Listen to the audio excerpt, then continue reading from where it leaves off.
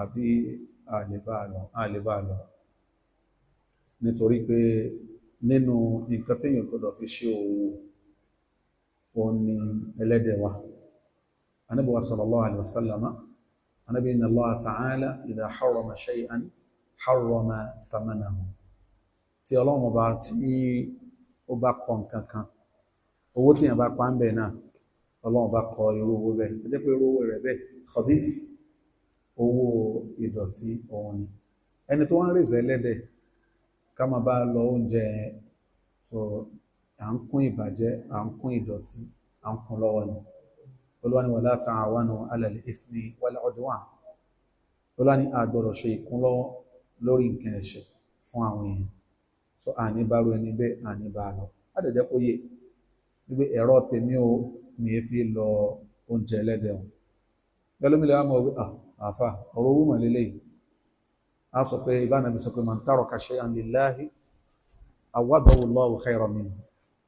Tí a bá fi nǹkan kan lẹ̀ nítorí Ọlọ́run, Ọlọ́run fún yàn ní mi tó dáa jùlọ. So barakallahu fikum. Naam. Naam.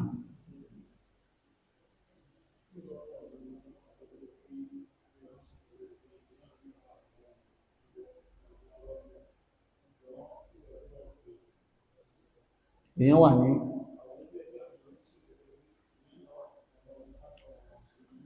naam.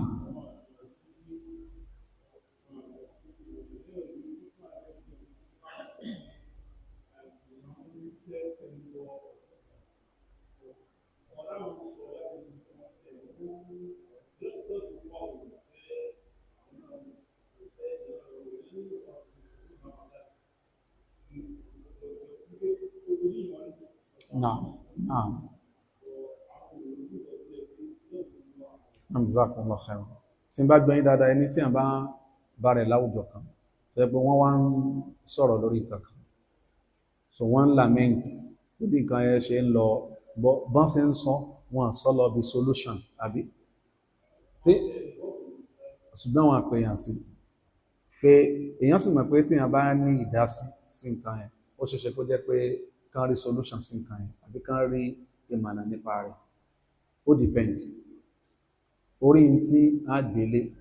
òun náà ní tọ́lọ̀ bá sọ pé ká ṣe ìrántí, kí ló wá fi tẹ̀tẹ̀lé in-nafa'ati dhikra, tí ìrántí yóò bá ti wúlò.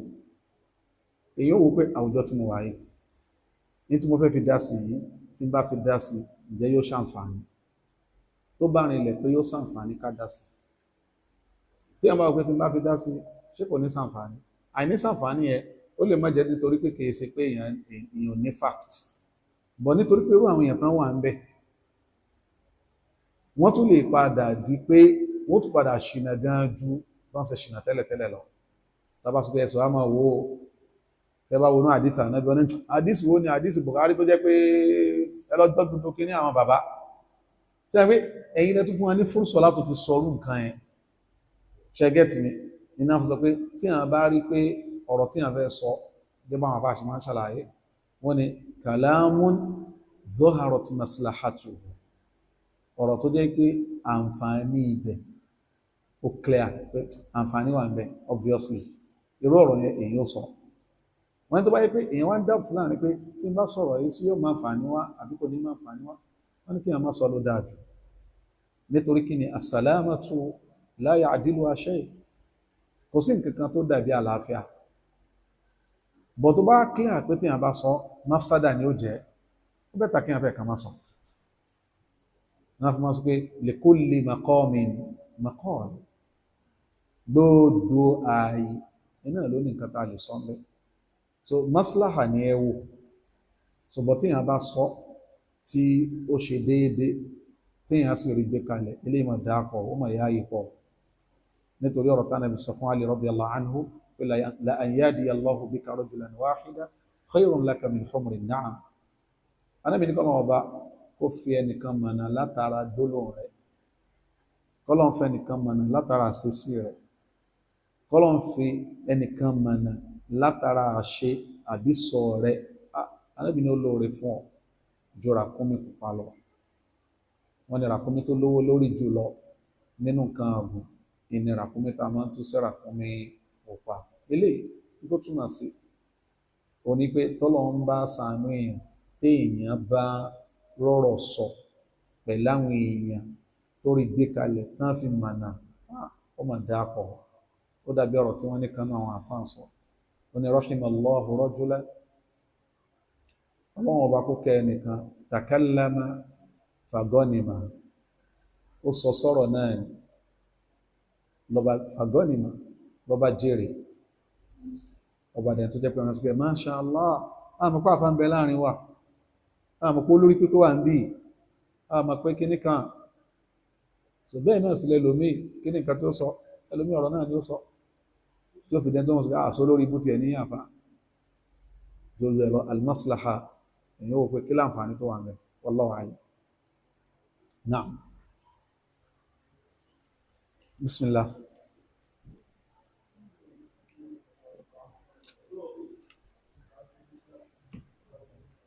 Nípa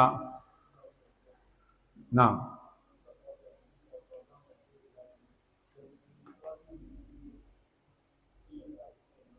náà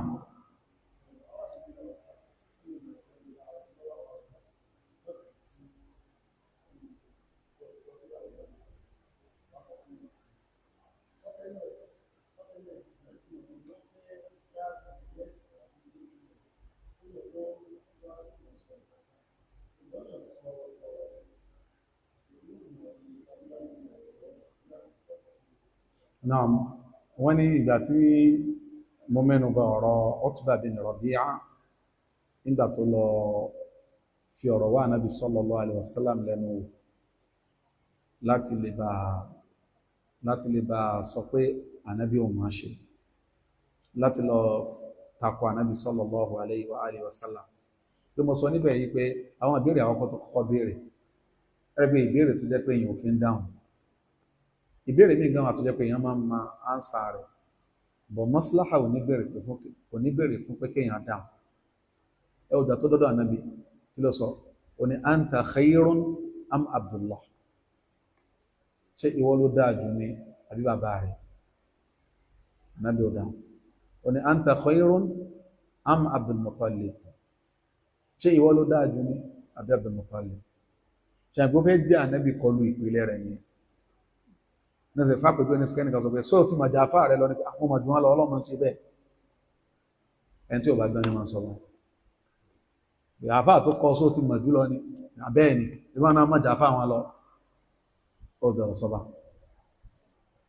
nítorí pé tó bá ti sọba lọ́pọ̀lọpọ̀ ọ̀dà tọ́pìkì gẹ́gẹ́ yóò change kúrò níbi bẹ́ẹ̀ sọ yóò change síbi àìlẹ́kọ̀ọ́ títí ẹ̀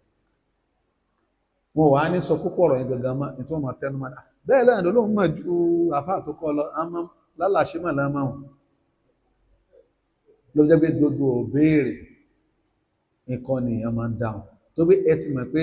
ìbéèrè tí wọ́n ń béèrè yẹn ìbéèrè ìhẹ́rọ́ọ̀jì ni ìbéèrè pé wọ́n fẹ́ fi mú ayé sú ọ wọ́n fẹ́ fi mára ní ọ ni ìyẹn lè mú ẹ̀kọ́ níbẹ̀ wàlá ìyẹn lè bá ara ẹ̀ láàrin àwọn àwùjọ àwọn èèyàn kan ó bẹ̀ máa ń ṣẹlẹ̀ dáadáa tẹ́gbẹ́ wọn ó pèèyàn ní pé a fẹ́ ṣàtúnṣe wọ́n sì dínkù ní tí a bá fura mọ́rú ẹ̀ as-salamatu la ya'dilu shay'un nítorí pé nísìnyí èèyàn fẹ́ rojọ́ láàrin àwọn ọ̀tá tẹ́gbẹ́ wọ́n ní kàn wọ́n ẹjọ́ rẹ̀ gẹ́gẹ́ kọ́ náà fẹ́ gbọ́ wọ́n fẹ́ hàn ọ́ léèmọ̀ ni àṣìṣe yẹn náà fẹ́ sọ téèyàn bá ti fura rú ẹ̀ ní tó dání kéèyàn dákẹ́ ẹ̀rẹ́gbẹ̀ ìgbà tánàbí tó fèsì fún Utba ó nígbà tó rí pé ó ti kú níbi gbogbo jagbajántì sí tó jẹ́ pé tó bá mú lọ sáàrin ìlú wọ́n sọ pé ànábì ò tiẹ̀ tún lẹ́kọ̀ọ́ ànábì avoid rẹ̀ as-salamatu la ya'diluha shay'un wallahi kò sí tó dàbí peace kò sí tó dàbí àlàáfíà bọ̀ tó bá pèèyàn bá rí gbogbo ẹ̀ náà yóò máa padà síbi maslaha yóò máa padà síbi àǹfààní ẹgbẹ́ ìgbà tánà bí ní nǹkan tó bẹ́ sọ ànábì ò kàjú àyà Kùránì lọ lọ́gbẹ́ ìgbà tó padà dé ọ̀dọ̀ àwọn èèyàn rẹ̀ náà kí ló sọ ó ní òkàn rántí nǹkan náà sọ ikọ̀ nìkan náà ló pariwo ànábì dẹ̀ káyà bí 13 so ní tẹ́lẹ̀ túmọ̀ sí òun ni pé nígbà míì tọ́rọ̀ bá da èèyàn sọ, tọ́rọ̀ bá ti da èèyàn ní sọ. Tó bá dàrú mọ́ èèyàn lójú pé tí n bá sọ̀rọ̀ ń bí àbí tí n bá sọ̀rọ̀ ṣó lè da ṣó lè má da kí èèyàn má sọ ló dáa jù. Wa dalil onáàsì ní ọ̀rọ̀ Ànábì wa Muhammad sallallahu alaihi wa sallam, man kana yu'min billahi wal yawmil akhir falyaqul khayran aw liyasmut. Ìní Imam Nawawi rahimahullah náà sọ pé mẹ́ta lọ̀rọ̀ Imam Shafi'i ti sọ síwájú wọn. Wọ́n ní kalamun dhaharat maslahatuhu, ọ̀rọ̀ tó jẹ́ pé gbogbo ẹni tó ní làákàyè yóò mọ̀ pé ọ̀rọ̀ yìí ọ̀rọ̀ rẹ̀ ni, àǹfààní wà ní ó sọ̀rọ̀ ẹ̀. ọ̀rọ̀ ẹlẹ́ẹ̀kejì dhaharat mafsadatuhu, ìbàjẹ́ aburú tí ó dálé ó pọ̀. wàlá inú kan téèyàn máa ń mọ̀ téèyàn kì í lè sọ nígbà míì pọ̀, ní pàtàkì jùlọ nígbà tí fìtínà bá wà. àwọn kan máa ń sọ̀rọ̀ kan ọ̀rọ̀ ọlọ́gbọ́n yìí, wọ́n ní tí èdè àìyedè bá wà láàrin èèyàn méjì, ọ̀rọ̀ tán bá jọ ń sọ síra wọn, in tó ti wà lọ́kàn ara wọn tí wọ́n rá àǹfààní àti sọ ní máa ń pọ̀ jù bẹ́ẹ̀. bẹ́ẹ̀ ni ẹbẹ́ kọ́ fápẹ́jú ní ìsìnkọ́rọ̀ dáa fáà méjì papọ̀, ó ní kí ló mọ̀ gan, wọ́n sì dánwọ́n jòkó ní kí ló mọ̀ kó mọ̀ kankan. So lọ́pọ̀lọpọ̀ ọ̀tá ìgbà míì ẹlòmíì máa ń sọ ní sọ̀rọ̀ bínú pé èmi náà sọ tí ó dùn, ẹlòmíì sì máa ń sọ ìyẹn ló pọ̀ jù nítorí fẹ́ kàn tẹ́lẹ̀ òun lè dápọ̀ jù lọ náà kò rí bí ó ṣe sọ ìjáwádìí wọn gbé ní kò mọ́ anything, owó òṣìwò ló ní tí òun lè ti fẹ́ bú ọ tẹ́lẹ̀ pẹ̀lú owó rẹ̀. ọ̀rọ̀ tó jẹ́ pé èyí ó rí pé mafsada rẹ̀ wà rajiha, pé mafsadatuhu rajiha, pé aburú tí ó ti bẹ̀ jáde yóò ju dáadáa lọ. èyí ní sọ́nà ni wọ́n mo ń gbọ́rọ̀ Sheikh Sindi kan kátó kí jùmọ̀ wọ́n sọ pé masáìl àdìníyà pé tó jẹ máàlámà rí ẹ̀sìn gan, pé orí ń tán mọ́lérí orí hujja ni, orí tasil, pé ká gbé lórí ìpìlẹ̀ tó bá ìpìlẹ̀ kìtàbù wa súnnà àti ọ̀nà táwọn àfáà máa ń gbà fa ìdájọ́ yọ, ká gbé lórí ìpìlẹ̀ yẹn. ìpìlẹ̀ yẹn náà wà rọ̀ dọ̀kúlé ẹ̀rí nínú al-Qur'an àti súnnà Ànábì wa Muhammad sallallahu alaihi wasallam. wọ́n ní amma qawluha, wọ́n ní tá àti mà tó ti dára lójú yẹn káwá gbé jáde, wọ́n ní tabi'atun lil maslaha, ní tọ́pọ̀lọpọ̀ akẹ́kọ̀ọ́ ògbà ni ẹ̀ tabi'atun lil maslaha, bí gbé kinní ò jáde ó tẹ̀lé pé tí n bá sọ ọ́ ṣé yóò dà lúrú ni àbí yóò tún lù ṣe, èèyàn máa wọ maslaha. ẹgbẹ́ Sheikh Muhammad bin Abdul Wahhab nínú masáìlù tán fàyọ lábẹ́ hadith Mu'adh níbẹ̀rẹ̀ kitabu tawhid, nígbà tí anábì sọ pé haqqullahi ala al-ibadi wa haqqul ibadi ala Allah, kí ló sọ nínú anábì ṣe kí lọ́mọ sọ àyàn ní afala ubashiru an-nas, bó ṣe sọ tó ṣe simple tó yìí sí kí lọ́mọ sọ àyàn anábì la tubashiruhum fayattakilu, wọ́n má lọ́mọ sọ fún wọn pé kò jù báyìí lọ fayattakilu. anábì ni wọ́n lọ túra lẹ̀ o, wọ́n gbára lé lọ́nà tí ò yẹ kán fi gbára lé o, wọ́n yọ nǹkan mí tí ò yẹ kán yọ ń bẹ̀ o. riwaya kan àwọn ní Umar radiyallahu anhu, Ànábì sọ fún kanáà sàábí pé ẹni tó bá pàdé lẹ́yìn ọgbà yìí sọ fún pé gbogbo ẹni tó bá pàdé lẹ́yìn ọgbà yìí tó gbọ́ Ọlọ́run àtànábì gbọ́ sọ fún pọ́nmọ́ àlùjánnà ni. nígbà tí sàábí yìí ó jáde ó pàdé Umar radiyallahu anhu, ó ní rẹ Umar, Ànábì ní kí n sọ fún gbogbo ẹni tí bá pàdé tí bá ti jáde kúrò náà ọgbà yìí tó gbọ́ Ọlọ́run gbọ́ tó gbà ànábì gbọ́ pọ́nmọ́ àlùjánnà ni.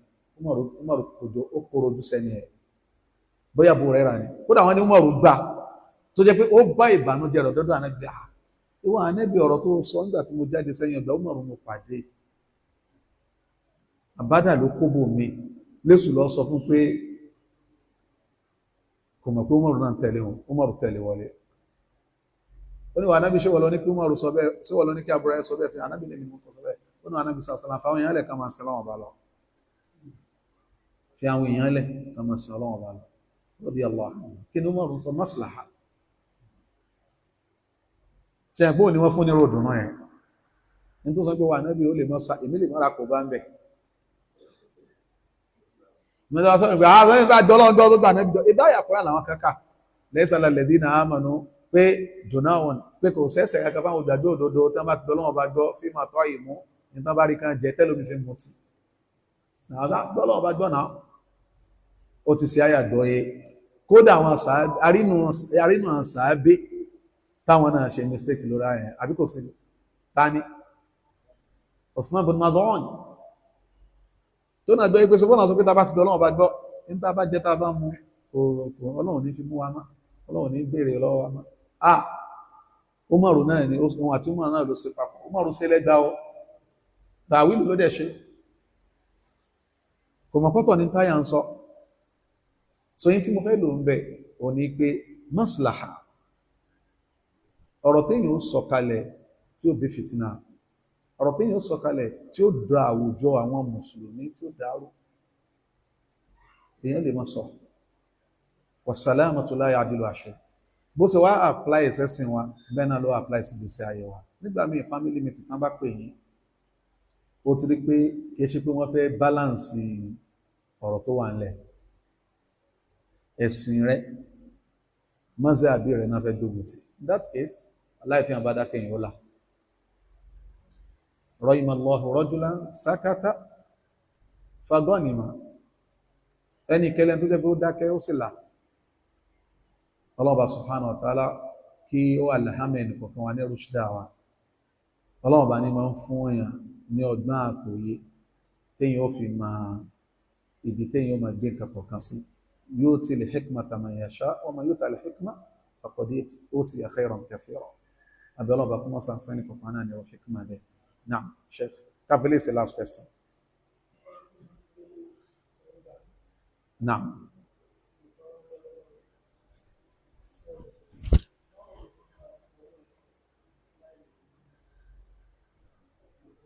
Ẹni tó ń gbàjọ náà náà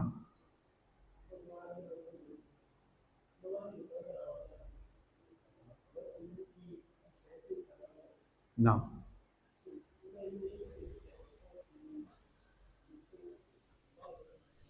bóyá question gbogbo ni pé wọ́n ní ṣé tí wọ́n bá ń gbàjọjọ lọ́wọ́ àwọn èèyàn tẹ́nìkan bá approach èèyàn fún ẹ̀yáwó síyàn lè yá lówó tó bá pé owó àwọn èèyàn tán kó àjọ síyàn lọ́wọ́ ẹ̀ yálà gbogbo ẹ̀ àbí díẹ̀ ń bẹ èèyàn ò lè yá wọn nítorí pé àjọ yẹn wà lọ́dọ̀ èèyàn wadi'atan wọ́n fi pamọ́ sọ́dọ̀ èèyàn tó yẹ pé expectedly okùn tí wọ́n bá fi so nọ́mbà owó wọn ló yẹ kéèyàn kó fún wọn. But reality bí ọ̀rọ̀ owó ṣe rí lásìkò everybody understand yìí pé èrò yẹn ó dàbí ẹni pé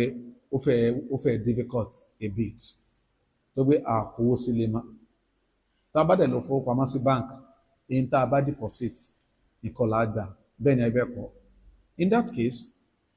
àmánà ni owó yẹn lọ́dọ̀ rẹ̀ kìí sowó rẹ̀ kò lè ṣe tàṣọ́rò fún bẹ́ẹ̀ ìtumọ̀ ẹni pé kò lè ṣe bó ṣe wù ú bẹ́ẹ̀ kò lè pàṣẹ owó yẹn ó wà lọ́dọ̀ rẹ̀ ni ṣùgbọ́n owó àwọn tí wọ́n kó fún owó wọn ni kìí sowó rẹ̀ ní tí ìbá sowó ẹni kò sí mìlkíyà fún kò níjọba lórí owó yẹn wàbítálì kò lè yá yẹn ṣẹgẹ́tì ní báwọn eléyìí ní ìdájọ́ ẹ̀ torí pé tó bá wá yá yẹn tó bá di pé ní ọba san òun ló jẹ gbèsè o torí pé ẹni tí wọ́n fi àmánà mùstámà ní ẹni tí wọ́n fi àmánà sí lọ́dọ̀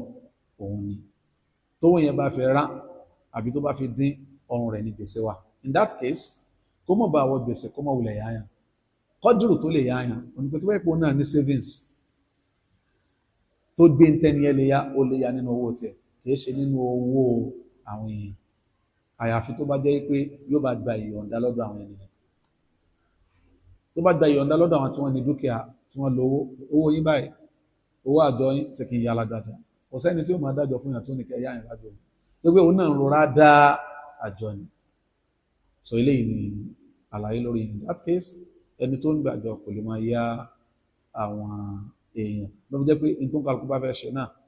kí a máa wá fíkìw rẹ̀ ká máa wá ìmọ̀ nípa rẹ̀ wọ́n ní Umar radiyallahu ta'ala anhu wọ́n ló máa sọ pé la yabi fi suqina illa man tafaqqah kẹ́ni kankan máa wá sọ́jà wa wá tajà tí ó bá ti lágbọ̀ọ́yé tó fẹ́ tà àti tó fẹ́ rà so ilé nínú àwọn nǹkan tí ó ṣe pàtàkì ni pé gbogbo chosen field wa ẹ jẹ́ ká béèrè tó bá jẹ́ ẹ̀kọ́ ẹ̀sìn nípa rẹ̀ so that ní máa ṣe mistake so wallahu alam naam ẹ̀rẹ́ sọ̀rọ̀ ẹ̀yìn jazakumullahu khairan sallallahu alaihi wa sallam wa barak ala nabiyyina muhammadin wa alihi wa sahbihi ajma'in assalamu alaikum wa rahmatullahi wa barakatuh.